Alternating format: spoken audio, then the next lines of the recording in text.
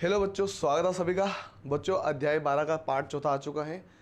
बच्चों ये जो चैप्टर है आपको पता होगा कि काफ़ी इंपॉर्टेंट होता है, क्योंकि परसेंटेज से हर साल सवाल पूछा गया है। तो इस बार भी एक क्वेश्चन तो कम से कम आएगा, 2 से 3 भी आ सकते हैं। बस आपको भरपूर तैयारी करनी है। इसके जितने भी रूल रेगुलेशन है हम वीडियो के माध्यम से समझ रहे हैं, आपको भी आराम से समझना है, सीखना है और कैसे करते हैं। क्रय विक्रय के ऊपर खेल होता है, इसके अंदर पूरा का पूरा लाभ आने के ऊपर खेल होता है, पूरा का पूरा आपको समझना है बच्चों। और जो बच्चे हमारे साथ नहीं जुड़े ग्रुप में, मैं आपको लास्ट में कॉन्टैक्ट नंबर दे दूंगा, आप ग्रुप में जुड़ जाइए, क्योंकि प्रैक्टिस सेट 8 मैंने आपको पहले से दे दिया है। उसका PDF मतलब मैंने प्रोवाइड कर दिया है ग्रुप के अंदर। उसका वीडियो इस चैप्टर के खत्म होने के बाद बच्चे हम डाल देंगे। बहुत सारे बच्चों ने कमेंट किया है कि बच्चों सर आप वीडियो 8 कब डाल रहे हो, मतलब पार्ट जो 8 है अपना, मतलब प्रैक्टिस सेट जो 8 है उसका वीडियो कब अपलोड हो रहा है। तो हम अपलोड कर देंगे इस चैप्टर के खत्म होने के बाद, पूरा का पूरा एक वीडियो के अंदर ही पूरा पूरा बना देंगे, चाहे 1 घंटे का क्यों ना हो, तो उसमें हम कवर कर देंगे। ठीक है बच्चों। तो बच्चों हमारा पहला सवाल है, सवाल क्या है बच्चों? सवाल है,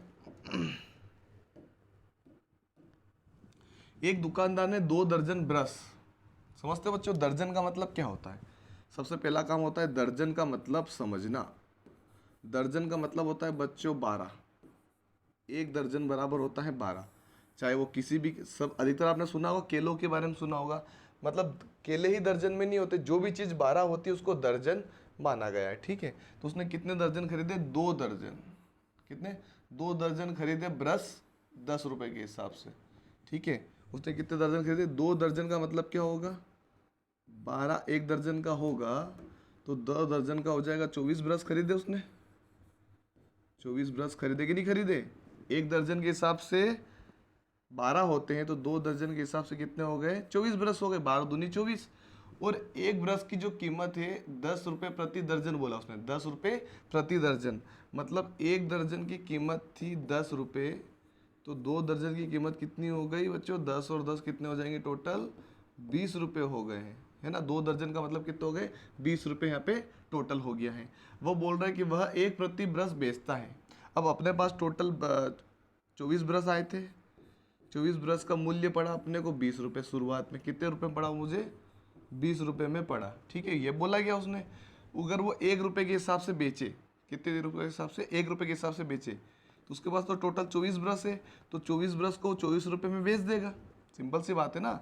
एक ब्रश 1 रुपये में बेचेगा तो 24 ब्रश 24 रुपये में बेचेगा। तो वो लाया था 20 रुपये में, लेकिन उसने बेचा कितने में? 24 रुपये में। तो बच्चों यहाँ पे सिंपल सी बात है, 4 रुपये का उसको क्या हो गया? फायदा हुआ कि नहीं हुआ? इसका आंसर क्या हो जाएगा? 4 रुपये का उसको क्या हुआ? लाभ हुआ। इसका आंसर होगा 4 रुपये। ठीक है बच्चों, बहुत ही आसान है। लाइक बच्चों फटाफट से कर दिए। लाइक टारगेट रखते हैं हम 25 प्लस, जितने हो पाए उतने कीजिए। कम से कम 25 लाइक तो होने चाहिए, ये लाइक टारगेट है हमारा हमेशा का, तो आपको कर देना है। अगला सवाल है बच्चों, मोहन ने 18 प्रति दर्जन के हिसाब से 4 दर्जन कॉपी खरीदी। मतलब क्या बोल रहा हूँ? 4 दर्जन कॉपी 18 दर्जन के हिसाब से, 18 रुपये प्रति दर्जन। तो 4 कॉपी खरीदे तो 18 रुपये की एक आती है, तो 4 कितने हो जाएगी? 18 चौक 72 रुपये की उसने क्या खरीदी? कॉपियाँ खरीदी।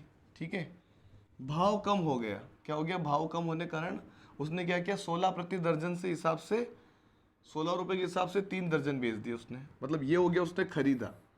ये क्या क्या उसने? खरीदा हुआ चीज़ है। यहाँ पे लिख देता हूँ मैं, खरीदा। ये खरीदा वाला पार्टीशन था अपना, है ना। 4 दर्जन खरीदा था 18 रुपये के हिसाब से, उसको 72 में उसको वो खरीद के लाया, फिर वो वापस बेच रहा है। मतलब एक दुकानदार है, उसने दुकान पे इतना सामान खरीद के लाया, फिर वो अपने दुकान में बेच रहा है, तो क्या हो गया? भाव कम हो गया, अगले दिन ही भाव कम हो गया, समझ लीजिए।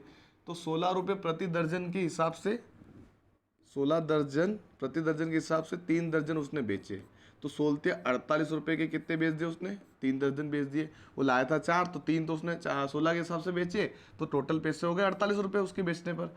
और एक दर्जन उसने कितने में बेच दिया? 16.50। तो 48 रुपये तो ये हो गए, और एक दर्जन कितने में बेचा उसने? 16.50 में बेचा। तो कितना हो गया ये? 0 0 5 का 5 दशमलव का दशमलव, 8 से 14 का 4 हासिला 1, और ये हो गया 6 और 1 4 और 5, है ना। 64 रुपये और 50 पैसे में उसने बेचा। सिंपल सी बात है, उसको हानि तो हुई है। कितने की हुई है बच्चों? देखो, वो लाया था 72 रुपये में, उसने बेचा कितने में? 64.50 में बेचा। तो घाटा तो हुआ ना, घाटा तो हुआ। अब कितने रुपए का वो हमको पता करना है और कितने प्रतिशत का वो ये हमको बताना है, ठीक है। मतलब वो 72 रुपये में वो सामान खरीद के लाया था, बाकी उसने 3 दर्जन 48 में बेचे, 1 दर्जन 16,50 में बेचा, तो टोटल बेचने पर उसको कितना मिला, 64 रुपये और 50 पैसे मिले। तो घाटा तो हुआ उसको, कितने रुपये का घाटा हुआ, 72 में से अगर मैं घटा दूँ 64.45 घटा दूँ, 64.45 घटा दूँ, तो क्या माने यहाँ पे जीरो कर देता हूँ, जीरो जीरो यहाँ पे 1 मानेंगे, यहाँ पे हो जाएगा 10, जीरो का जीरो, 10 में से 5 गया तो 5, दशमलव का दशमलव, और यहाँ पे बचा कितना, 1 बचा है, 1 बचा, काटेंगे इसको बच्चों, यहाँ पे आ जाएगा 6 और ये हो जाएगा 11, 11 में से 4 गया तो 7 और 0 7.5 रुपये का उसको घाटा हुआ। कितने रुपए का हुआ, 7.5 रुपये का उसको हुआ नुकसान, है ना। 72 में लाया था, 64.5 में बेचा, तो उसको कितना का नुकसान हुआ, 7.5 रुपये का नुकसान हुआ। अब उसको प्रतिशत में बदल देना है, ठीक है।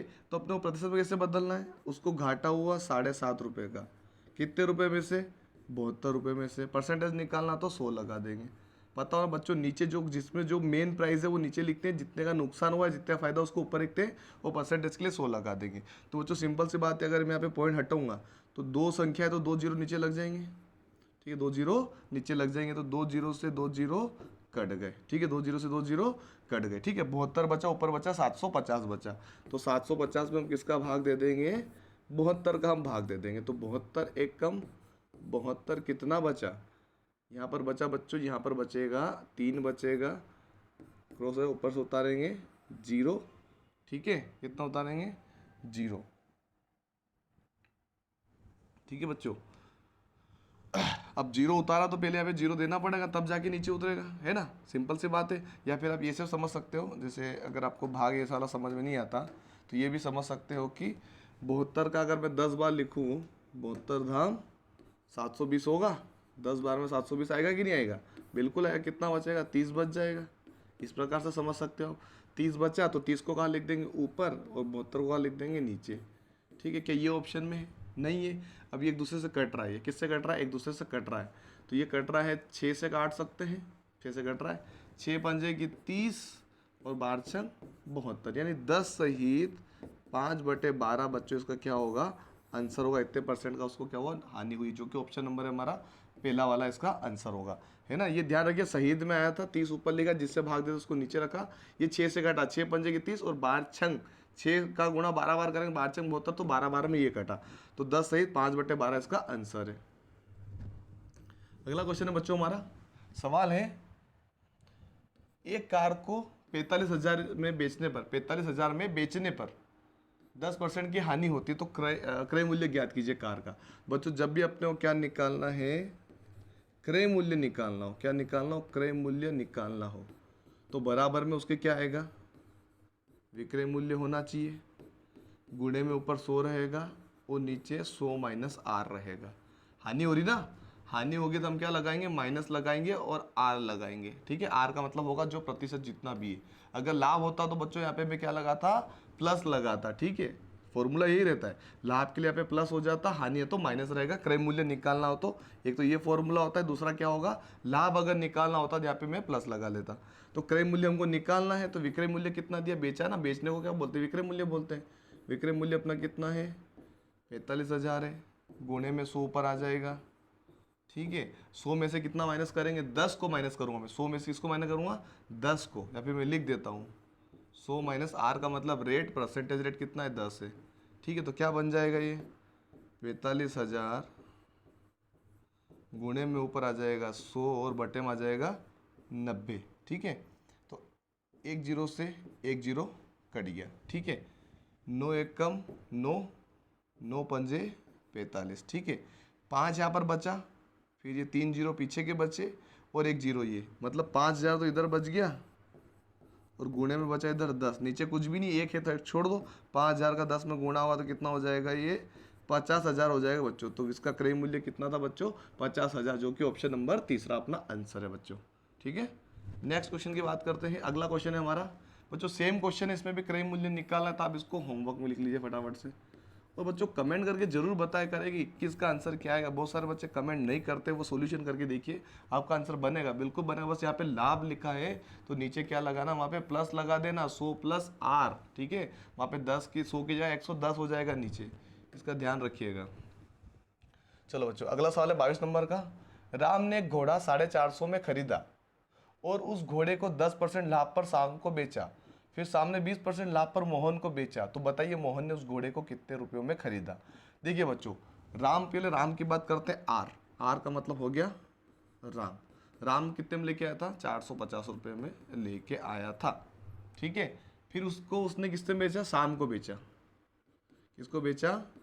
शाम को बेचा। कितने में? उसने बेचा 20% फायदे में बेचा।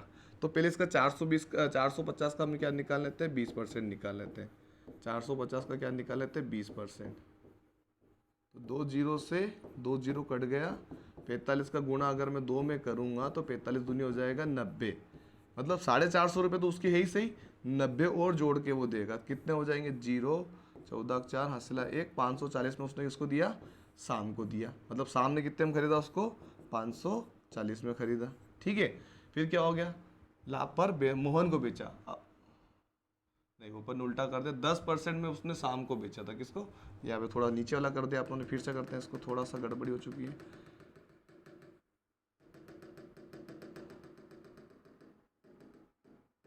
यहाँ पर उसने 10% में ही बेचा था। कितने में? ये वाला परसेंटेज लेना था, आप लोगों ने मोहन वाला ले लिया। देखो, उसने घोड़े को शाम को 10% लाभ पर बेचा, तो 10% हम इसका निकाल लेते हैं। तो सिंपल तरीके से 2 जीरो से 2 जीरो कटेगा, 45 एक कम 45 आ जाएगा। मतलब क्या आ जाएगा? 45 रुपये यहाँ पे और उसको जोड़ देगा, तो ये हो जाएगा 495 रुपये में उसने किसको दे दिया? शाम को दे दिया 495 रुपये में। अब शाम ने क्या किया? 20% लाभ पर मोहन को बेचा। 20% लाभ पर किसको बेचा? मोहन को। तो 495 का हमको क्या निकाल लेना है? 20% निकाल लेना है। 20%, तो 20 एक कम 20, 20 पंजे 100, 5 बार में कट गया। 5 बार में 495 भाग देते, 5 एक कम 5, 5 नम होता है 45, 45 के बाद 4 बचेंगे तब जाके 49 होगा, ठीक है। तो 4 इसको दिए तो 45 हो गए वापिस। देखिए यहाँ पे करके बता देता हूँ मैं। 495 में मुझे 5 का भाग देना है, तो 5 नम कितना होता है? 45 का होता है। घटाएंगे तो 4 बचेगा, ऊपर से उतारेंगे 5, और 5 नम 45 वापिस हो गया। मतलब पूरा चला कि 99 रुपये ज़्यादा लेगा वो। तो 495 जोड़ दे, कितना हो जाएगा? 9 5 14 का 4, हासिल है 9 18 और 1 19 का 9, हासिल है 1 5। मतलब 594 में वो मोहन को बेचेगा। उसने क्या पूछा? मोहन ने कितने में खरीदा? तो 594 में उसने खरीदा। ऑप्शन नंबर सेकंड इसका आंसर आएगा बच्चों। क्या किया आप लोगों ने? सबसे पहले 450 का 10% निकाला, तो कितना हो गया अपने पास? अपने पास हो गया 495। 495 का मैंने 20% निकाला और जोड़ा, तो कितना हो गया? 594। तो किसके पास आया? वो मोहन के पास आया, ठीक है। तो इतना आंसर क्या आ गया? 594 इसका आंसर है। अगला सवाल है बच्चों 23 नंबर का। 12% हानि पर एक घड़ी 440 में बेची गई, तो घड़ी का क्रय मूल्य बताइए, है ना। तो क्रय मूल्य निकाला बच्चों, अभी मैंने बताया था। क्रय मूल्य का फॉर्मूला मैं एक और बार लिख देता हूँ। क्रय मूल्य बराबर क्या होता है? क्रय मूल्य बराबर होता है विक्रय मूल्य गुणित 100 बटे में भी 100, और अगर ये हानि हो रही है तो माइनस में करेंगे 12% की हानि हुई तो 12 लिख देंगे, ठीक है। तो विक्रय मूल्य कितना अपने पास? विक्रय मूल्य है 440 रुपये। 440 रुपये विक्रय मूल्य है। 0 का 0 लगाएंगे दोनों, और 100 में से 12 गया तो 88 बचेंगे। कितने बचेंगे? 88 बचेंगे, ठीक है। तो ये कट रहा है 44 दूनी कितना होता है? 88। मैंने 44 से काटा, और 44 धाम 410, ठीक है। सिंपल सी बात है। 44 दूनी होता है 88, और 44 धाम होता है 410। 2 से काटेंगे तो 5 दूनी 10, और 5 का गुणा 100 में करेंगे तो 5 का गुणा 100 में करेंगे तो क्या आएगा? 500 आ जाएगा। तो आंसर क्या हो जाएगा अपना? 500 हो जाएगा बच्चों। बस आपको पहाड़े बड़े बड़े आने चाहिए। ये अगर आपको छोटे पहाड़े आते हो तो मैं छोटे तरीके से बताता हूँ। जैसे कैसे? 440 गुणित यहाँ पे 400 लिखा, और नीचे आ जाएगा 88। तो 11 पढ़ा जाएगा। 11 8 कितना होता है? 88, और 11 चौक कितना होता है? 44। तो 0 का 0 लगा दिया, है ना। 8 एक कम 8, 8 पंजे 40, और 5 का गुणा 100 में करेंगे तो 500 अपना आंसर हो जाएगा। ये था हमारा 23 नंबर का क्वेश्चन का आंसर। नेक्स्ट क्वेश्चन है बच्चों हमारा, किसी वस्तु का क्रय मूल्य कितना है? 250 है, और विक्रय मूल्य 200 है, तो प्रतिशत हानि बताइए। तो हानि प्रतिशत का फॉर्मूला क्या होगा बच्चों? हानि बराबर होता है, यहाँ पे लिखना है, हानि प्रतिशत निकालना है बच्चों अपने को, यानी हानि निकालना हो या लाभ निकालना हो, तरीका यही होता है, ठीक है। तो हानि प्रतिशत बराबर क्या होता है? ऊपर आ जाएगा हानि, नीचे में आ जाएगा क्रय मूल्य, और गुणे में आ जाएगा 100। तो हानि कितनी हो रही है बच्चों, 250 की चीज़ थी 200 में बेची तो 50 का घाटा हुआ, तो 50 को ऊपर लिख देंगे। क्रय मूल्य कितना था 250, तो 250 नीचे लिख दिया, गुणे में क्या है 100 है। ठीक है, 1 0 से 1 0 गया, 25 एकम 25, 25 दूनी 50, 2 का गुणा 10 में करेंगे तो 2 का गुणा 10 में कितना आ जाए, 2 धाम 20 बचो। तो इसका आंसर क्या आएगा, 20% का उसको नुकसान हो रहा है।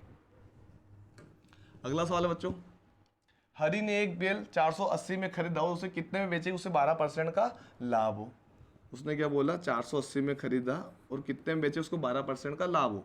तो बच्चों उसका 12% निकाल के हम इसमें जोड़ देंगे, सिंपल सी बात है। तो 0 से 0 गया, 0 से 0 गया, और क्या कट रहा है 6 दूनी 2 छंग 12, 2 पंजे 10। ठीक है, 48 ऊपर बचाओ, 6 बचा ऊपर, 48 गुणे में 6 बचाओ, नीचे बचा 5। तो 48 का 6 में गुणा कर लेते हैं, 6 8 48 का 8, हासिल आया 4, 6 चौक 24 और 4 28, 28 के बट्टे में क्या आ जाएगा 5 आ जाएगा। 5 का मैं सीधे क्या कर रहा हूँ, इधर भाग ही दे रहा हूँ। 5 बट्टे में लिखो, भाग लिखो, एक ही बात है। 5 में 25 कितना बचा, 3 बचा, ऊपर से उतारे 8, 5 7 कितना हो जाएगा 35, कितना बचा 3, दशमलव लगाया 0 हो गया, 5 चौक 5 छंग 30, 57.6 आ रहा है बच्चों, 57.6 आ रहा है। तो हम क्या करेंगे, 480 में कितना जोड़ देंगे, 57.6 क्या करेंगे, जोड़ देंगे। किसमें, 480 में कितना जोड़ेंगे, 57.6 को जोड़ेंगे, 6 को। बच्चों कुछ नहीं होता, पॉइंट तो यहाँ पे लगा देंगे, है ना, 0 माना जाता है, इसके पीछे यहाँ पे माना जाता है। 0 और 6 हो जाएंगे, 7 8 5 13 3, हासिला 1 और 5, 537.6 बच्चों इसका आंसर होगा 537.6। बच्चों ये थे हमारे कुछ क्वेश्चंस, और आगे हम और क्वेश्चंस लेके आएंगे इस पार्ट के, 1 2 पार्ट और बनाएंगे जिसमें आपको और समझा सकें। बहुत ही आसान सवाल है बच्चों, अगर आपको ट्रिक और सॉल्यूशन समझ में आ गया, फॉर्मूले अगर आपने अच्छे से कर लिए तो ये सवाल सारे के सारे ईजी है, बस आपको फॉर्मूले आने चाहिए। और बच्चों अगर आप ग्रुप में जुड़ना चाहते हो, उसके नंबर मैं यहाँ पे आपको शो कर देता हूँ। ये है बच्चों हमारे ग्रुप के नंबर, आप चाहो तो इस पर कॉन्टैक्ट कर सकते हो, या फिर मैसेज करके, या फिर कमेंट में भी आपके नंबर दे दीजिए मुझे, मैं आपको ऐड कर दूंगा, या फिर आपको ग्रुप की लिंक भी सेंड कर दूंगा बच्चों। ठीक है बच्चों, आई होप आपको वीडियो पसंद आए तो लाइक शेयर सब्सक्राइब जरूर कीजिएगा। धन्यवाद।